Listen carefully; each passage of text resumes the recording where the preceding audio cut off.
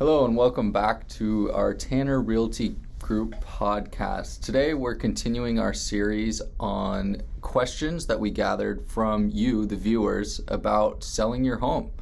So we're going to jump straight in. If you haven't listened to our previous parts of this series, feel free to go back and listen. There's some great content in there. But today we're going to start out with, what does unclutter my house really mean? Mike? Uncluttering your house means a couple of things. Number one, don't have what I like to call a trail home. Maybe you've been in a trail home before. It's a trail from the door to the closet, a trail from the closet to the bed, that kind of thing. And frankly, you want to just get as much stuff out as possible.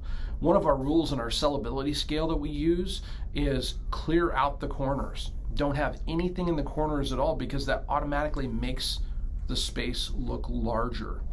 If anything is interfering with a door or a drawer opening, make sure and relocate that. Make the space as large as you possibly can.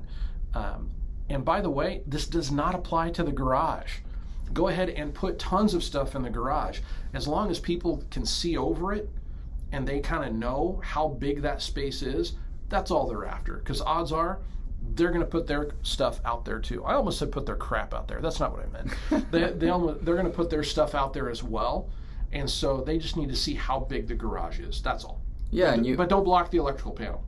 Sorry. That's important as well. Yeah, they want to see the electrical. You mentioned the sellability scale here, and that's actually accessible to all our viewers through our blog. A few weeks back, just check it out. What that does is it allows the seller or potential seller to look at how they can change their home from livable to sellable. That's the catchphrase, livable to sellable, because a lot of the time when we live in a home, we get comfortable. Things add up. We don't see it, right? Yep. We don't see it. Just as we go into somebody else's house and you're like, oh my gosh, what does that smell? Yep. And the owner may not even realize that there's something going on because they live with it every single day. But yeah, check out TannerRealtyGroup.com and go into our blog, and you can download the sellability scale, and basically it's a way for you to grade your house as to whether you're ready to go on market or not. Yep. And if you have any questions about that, feel free to reach out at any time. So our next question here, which homes are more sellable? Homes built in the pre-1960s, the 60s, 70s, 80s, 90s, 2000s, and then why? That is a complete and total subjective question. It really depends on the buyer's taste. Now, personally, I think old school, kind of like contemporary homes are cool. The stuff built in the 70s is kind of funky, as long as it's updated. I don't want the nasty plumbing in there. I don't want all the problems that go with that, but there's some, particularly in our local area here in the Portland, Vancouver area, that were built in the late 70s, early 80s that are really, really cool houses. And if those can be redone, man, those, I mean, again, it's subjective, right? Those are totally cool, in my opinion. I would much rather have one of those than a brand new construction. But that is only my personal taste, and everybody else is different on that, including my wife, by the way. And so I will never own one of those houses because that's not her taste, which is totally fine. I'm good with that. And so it just depends on what your taste is. That's all. Yeah, and you mentioned updating homes, getting a home ready to sell. So here's a scenario. An owner's been living in their home for many years. A few things have been redone in the home. A few, the sprinkler lines busted in the backyard, stuff like that. What does the seller have to disclose to potential buyers? In short, everything. Now, you're not going to be held liable for things that you don't know about, but if you know about it, it needs to go on the disclosure forms, 100%. I've got a story from outside of our area that it actually happened to a family member of mine.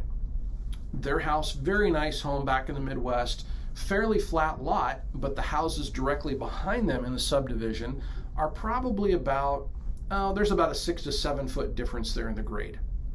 Well, the neighbors behind them put in a pool. No problem there, except a proper retaining wall was not put in. they just kept piling on railroad ties, thinking that would hold back the thousands of gallons of water in this ginormous pool, right? That was never going to work. My family member informed them, hey, we got some slippage going on here. You need to take care of this. Well, before they took care of it, they sold the house and they moved. The realty company did not disclose it to the new owner. In addition, the same realty company resold the house 2 more times and did not disclose it. Now, this gentleman that I am related to, my uncle, went back to the realtor each time and said, you need to disclose this. People need to know what's going on. And they never did it. The owner never did it and the realtor never did it. Well, as a result, the new owner was going to get hit with a bill for a very large retaining wall. He turned around and, from my understanding, he was tied by you can't disclose it, but according to this particular gentleman, he's actually not having to pay a dime. The realty company paid for all of it because he was not aware of anything on the disclosures. So there's 2 parties that really have to disclose everything they know. Not only do the owners have to disclose everything they know, the realtors are actually bound by law to disclose any deficiency in that house that they know of. So don't expect your realtor to keep it a secret. As a matter of fact, I've been asked to keep things a secret before, and I quit on the spot because I'm not going to lie to potential buyers. So make sure that you ask your realtor, hey, is there anything on the disclosures we need to be concerned about here? Or do you know of anything else that we should be concerned about that maybe is not on the disclosures? Because realtors are legally bound to tell you about that. Yeah, and there's a lot of things that can be disclosed as well that may not come up on an inspection report, the big fail-safe for a buyer. Yeah. So being able to disclose to the buyer and hand them off a home that they can feel comfortable with is going to get you top dollar as well. So being able to disclose properly what is either wrong with the house or what has been fixed in the past gives the buyer the peace of mind to give you the best offer on your home. Oh, absolutely. And on top of that, if you do a renovation, we got a listing coming on market right now, and they went ahead and had the chimney cleared out and cleaned. They had the roof done with a company that treats moss, because moss is an issue in our area, right?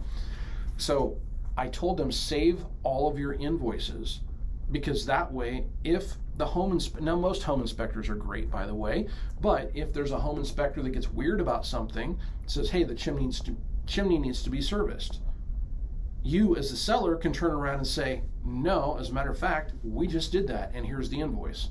So disclose everything, but also save those invoices too, so you can show what has been done on the house. Yeah, great. All right, moving on to the next question. The seller here says, I want to know how long from initial sit down with my real estate agent can we have the home officially on the market? The short answer, 7 days. We can do video, photos, get it uploaded to the local MLS. We can do all of that stuff and get it on in 7 days, maybe a few days shy of that. But in order for our video guy, we do a lot of video tours. In order for our video guy really to get things turned around in an efficient manner, I tell people 7 days. Yeah, and having the Tanner Realty Group team behind our sales team as well and behind our agents allows us to make those turnaround times even faster and not affect the seller as well, because that can be a hectic time for sellers trying to move everything out. So by giving you that full 7 days, it allows you to go through the sellability scale, get your home ready for listing the home, get us in for photos, video, allow us to double check everything with you. We want to make sure the information is right. So here, just a little bit of patience allows us to make sure we're able to represent you well. So other than that, we have a few other questions, Mike. What should I do with my yard during the winter months? Obviously winter here is it's more wet, and also our yards can start to get a little untamed. Well, they can start to look like garbage, frankly. So I can tell you what I do, and I encourage our sellers to do this too. Bring in a landscaping service just to do a general cleanup. You're going to have tons of leaves, things like that from the fall. Once those have all come down, like the first week of December, bring in a yard service and just have them trim everything up, get rid of all the debris, make it look good. And typically that can be done for in between $400 and $500. It's not a ton of money, and it's well worth it. If you're going on market in the wintertime, it's really worth it, because that curb appeal is going to be huge with a yard that's trimmed up, that's appropriately groomed, and you don't have trees that need to be tamed, because nobody wants to look at a house like that. If they're looking for it as their primary residence, they want it to look nice right from the start. And I'm not talking about just $2 million houses here. I'm talking about houses that are $250,000 as well. If you're looking to sell a primary residence, you need to make sure it looks sharp right from the start.